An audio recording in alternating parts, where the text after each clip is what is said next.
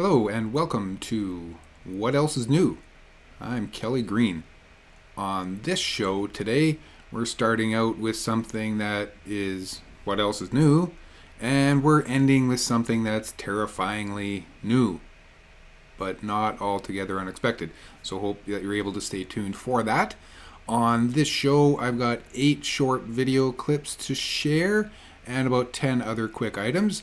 We're going to try and run through everything fairly rapid fire. A lot of this stuff might not be new to you per se, but I'm trying to take a slightly new angle or a new take. Things that I come across on my feeds, on my social medias and whatever, and on YouTube that I find interesting, and just putting together a little compilation for you all. It's going to go quick. If you get bored, just skip ahead 30 seconds or a minute. It'll get different. Try and stay to the end, catch that last story.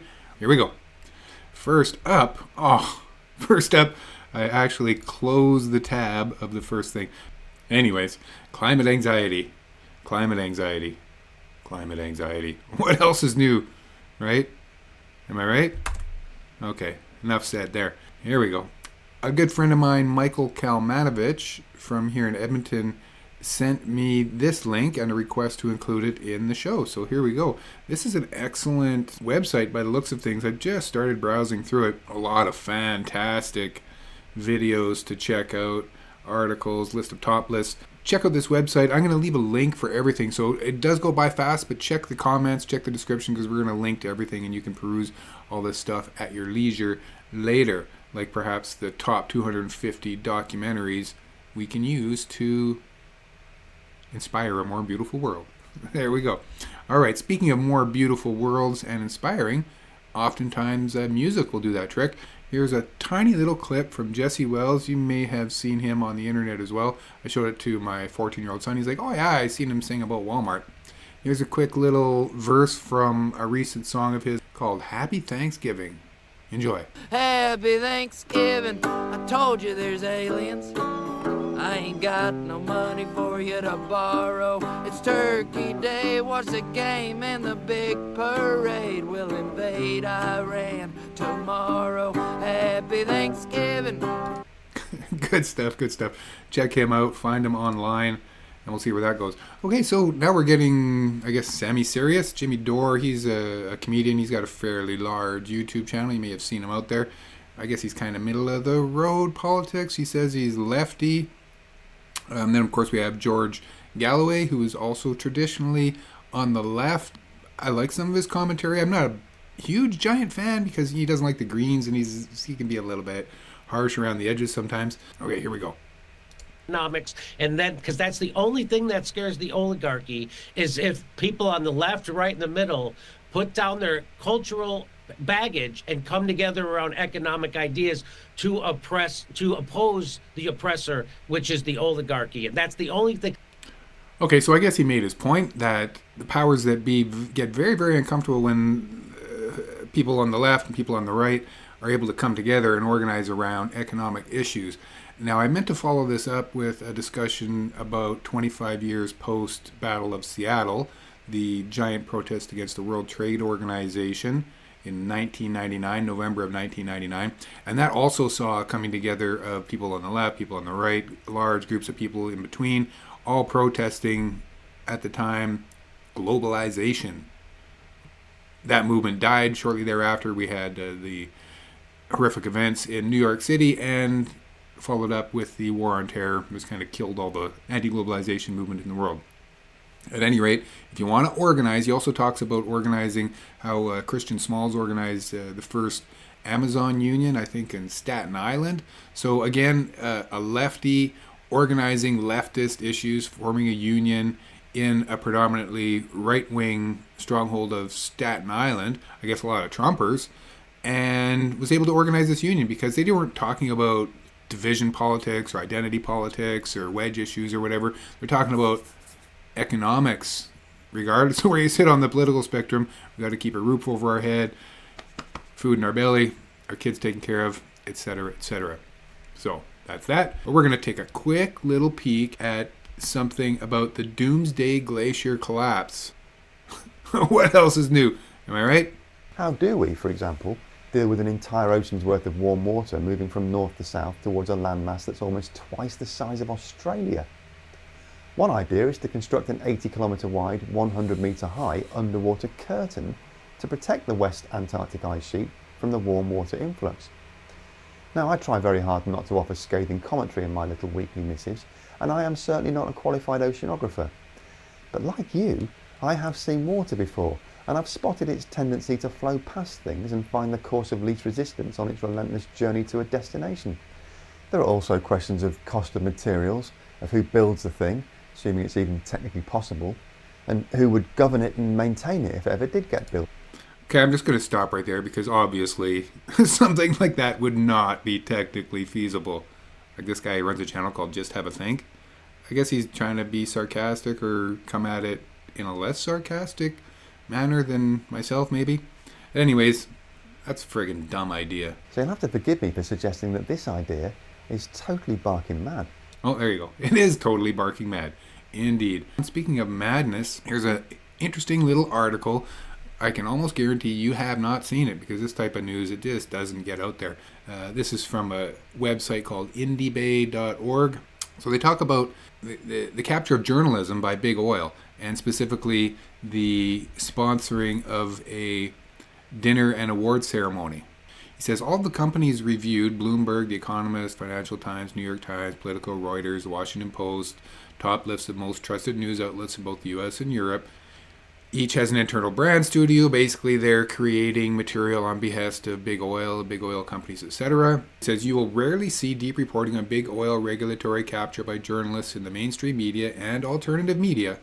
The report by Drilled and DSmog in collaboration with The Intercept and The Nation was very welcome news in a time of increasing collaboration between media and big oil. So, once again, check out the link in the description of this video and dig into this article on your own. Okay, we're moving right along to my friend Joey Only up in the Caribou. Joey's in British Columbia. He has a Facebook group, I think 40,000 plus members or something, called Interior Weather Watchers. He's been doing that for years. And he's also got this burgeoning little weather channel, 6,500 subs. He's not doing too bad so far, putting out lots of stuff. Now, the downside of that is you get a lot of attention and a lot of the, I guess, the negativity that goes with a little bit of fame. And here's Joey from a couple of days ago. I think it was getting to him a little bit. Let's take a look. I just told people I was going to have a video up yesterday, and then I didn't. And I guess I should apologize for that, but not really. I don't feel like apologizing for it. I'll tell you why. Because people pushed me to a point where I woke up yesterday morning going, I don't even want to do this anymore. I'm not making the money for how much my phone digs, for how much people want from me, for how many questions I have to answer in a day, for how nonstop, for the harassment and the hate mail and the nonstop. This thing here, it dinged 500 times on Saturday night till 2 in the morning. Ah! Poor guy. Now, of course, he's got reasons why he can't turn his notifications off and get a good night's sleep. I love this guy. He wears his heart on his sleeve, and as a result of this major rant, like 22-minute ranting video about how awful some of the people are that are contacting him and the messages that are sent to him, etc., he's got a follow-up less than 24 hours later.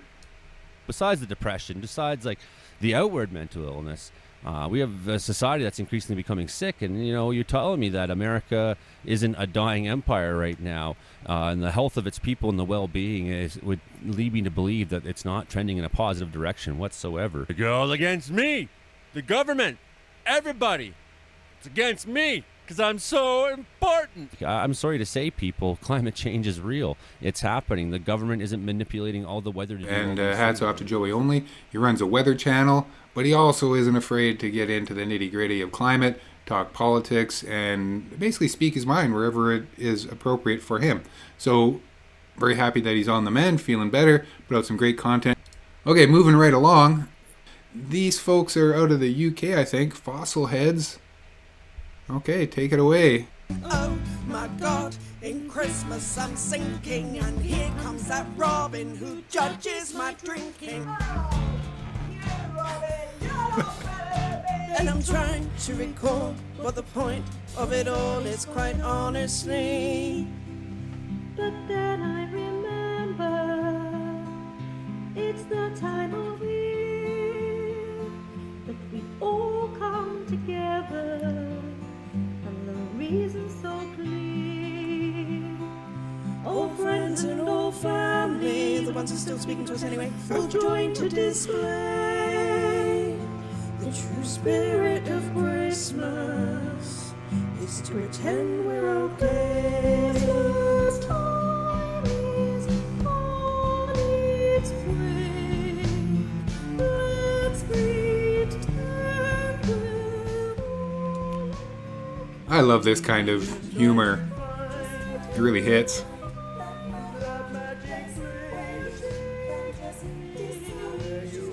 Disassociate. That's lovely. Please check out these wonderful artists out of the UK, the Fossilheads, Climate Crisis. I found them on Blue Sky, of course, but they're also on the YouTube, or on the Facebook, and probably the other ones. Check it out. They're really good. Okay, moving right along.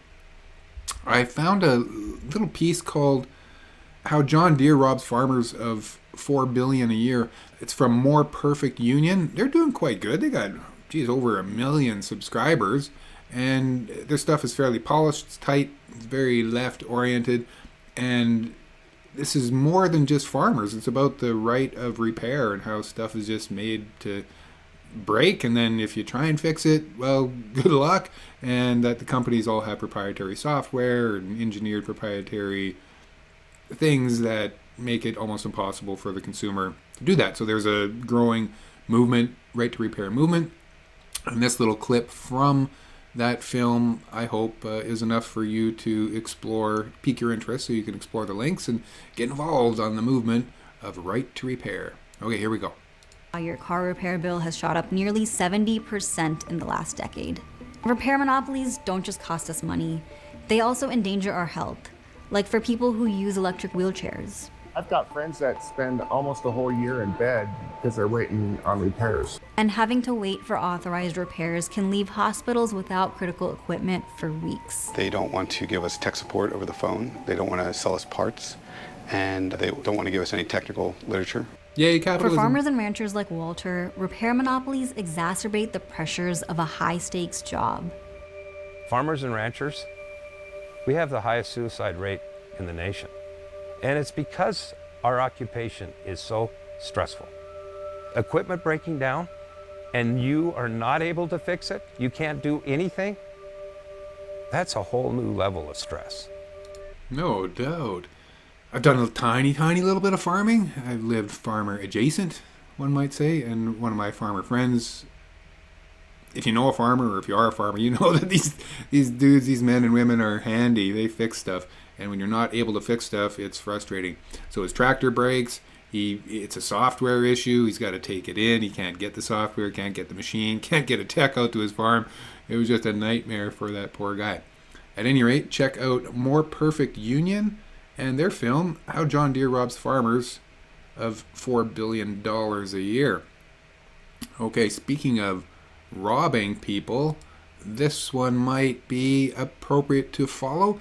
It's from a recap, COP29 recap from my friends over at the Climate Emergency Forum. I encourage you all to check out their channel, like and subscribe, and turn on the notification bell. And they've got a lot of really great stuff. It's all like Zoom forum call stuff, but it's very beautifully, tightly packed together, wonderfully edited by my friends Heidi and Charles.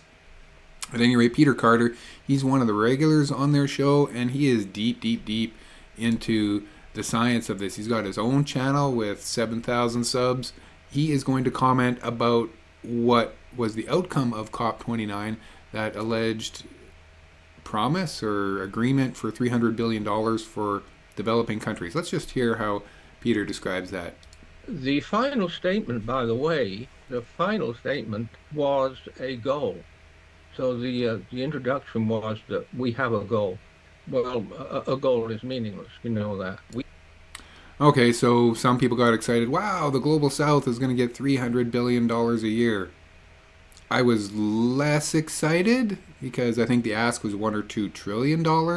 What I didn't realize, I wasn't paying close enough attention, and it's not a surprise after the fact, that $300 billion, it was just a goal. It was just like, yeah, we're going to try and think about doing this sometime, maybe down the road in the future. We'll see. What else is new? Am I right? I don't think we really need to say anything about that. This article details the authorities recovering bodies from flooded waters. I thought it was interesting because they used the photograph of the meme. Is that the photograph from the meme where, you know, you give the drowning person a high five? It's starting to trend differently, but for a number of years, a lot of the extreme weather event photographs didn't really capture the severity of the situation. But I think this one really does. What do we have here? Oh, this is interesting. This is from Bruce Gagnon. He is coordinator of the Global Network Against Weapons and Nuclear Power in Space. So he's all against the space weapons and nukes, and he's a pro-peace guy. As an activist in such a small niche anti-nuclear peace zone, he doesn't get any coverage. Nobody really knows about this guy. His channels are quite small. But here's a piece from his website called spaceforpeace.blogspot.com. Again, I've got all the links for there. Jeju, I've never even heard of Jeju. One of the longest running protests in the world. And apparently for 17 and a half years, they've been protesting United States military base in their tiny 500-year-old fishing and farming community that is still being torn asunder in order to continually expand the base. The Americans, right, have something like 800 bases, military bases around the world. It's friggin' sick. I think the next highest amount is 14 or something ridiculously small. So, come on, America, get it together. Let's be good neighbors with the world and try and save it instead of being the dicks that you are all the time. Okay, please? There's Jeju, there's Korea, China. You can read. That's where it is, and that's, I guess, why the Americans think that it's an important base, because it's kind of right in the middle of all this stuff, and they're really trying to make sure China doesn't do what the Americans did and every other empire before that and become a global leader. Okay, so we're moving right along. We're almost at the end. Ooh, ouch. Okay, so unknown disease kills 143 in southwest Congo, local authorities say. What else is new? And who hasn't seen this movie before? Infected people had flu-like symptoms, including high fever and severe headaches. December 3rd, 2024. That's yesterday. Y'all can obviously follow along if you got good enough eyes. You can follow along down here because I leave the current time and date running when I'm recording my show. All right, we're coming to the end of what else is new. I want to thank you for watching. I appreciate the support, appreciate the feedback. If you have any items that are new to you or new to me or deserving of a feature on the program, look me up, send me a DM or an email or whatever. Figure it out. Okay, the last piece of the day is something new, genuinely frightening, and not entirely unexpected. Nature Communications reports on December 3rd, also yesterday, the first ice-free day in the Arctic Ocean could occur before 2030. That is the Blue Ocean event. Many climate scientists and collapse-aware doomers and environmental aficionados have been warning about. What else is new? Well, that's new. It's going to be fucking awful, but it's new. Okay, this is a good time to end. I can hear in the background the grounds crew making their ways around with the obnoxious leaf/snow blowers because we had a little bit of snow. Yesterday was +6. Today is minus. You can see on my screen. Today is -12. A bit of a yo-yo weather thing.